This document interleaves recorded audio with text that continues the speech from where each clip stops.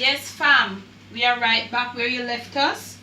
We have our oil over here preheating.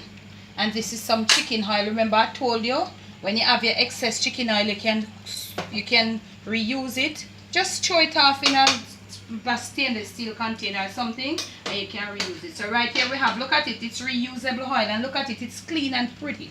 That's chicken oil. It's not fresh oil. It's some chicken oil that we had. Look at it, it's pretty. So you can use it when it's still like that. So right over here now, we have the oil being preheated, and we're coming right over here. What you got to do at this point, you need to remove all the herbs. You can't put it in there with the herbs.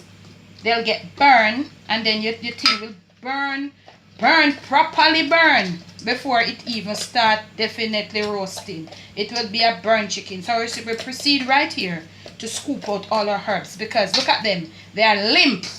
They are limp. Look at it. Get right in, camera girl. They are limp. That means all the flavor has been ejected from them. Look at the scallion. They are limp. We rub it in them till they are limp. So at this point, we're going to proceed to take off all those additional herbs as best as possibly. Now, we're going to check for oil. It must be properly heated. Yes, and that can go. We want when you put it in there, you get a sizzle. So we're going to lift like this, making sure that all the herbs have been scraped off. Look at it. Just like this, all in these little pockets inside here, and we have it looking like this. Now we are going to proceed to put it in our pot, skin side down. Careful, camera girl.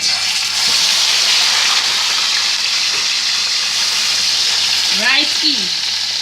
Now that, let me get my hands a little ring.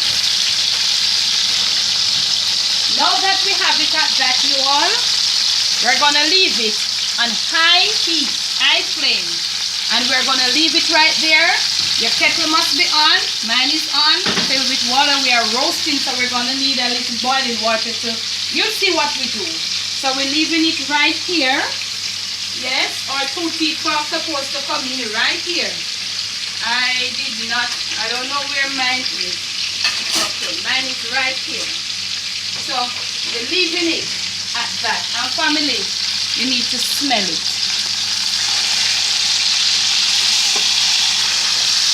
So you see, the pot was properly heated, so we can turn it right around. So we are going to leave it